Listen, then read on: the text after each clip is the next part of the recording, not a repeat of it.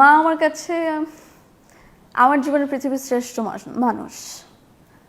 আর মানে ছোটবেলা থেকে যখন আমি বুঝতে শিখেছি তারপর থেকে এখনো পর্যন্ত সে যেই পরিমাণে কষ্ট করেছে আমাদের 3 ভাই বোনের জন্য, আমার জন্য বেসিকলি। আর প্রত্যেকটা মাই তো কষ্ট করে, রাইট? কিন্তু মানে কি বলবো, মা আমার বন্ধু, মা আমার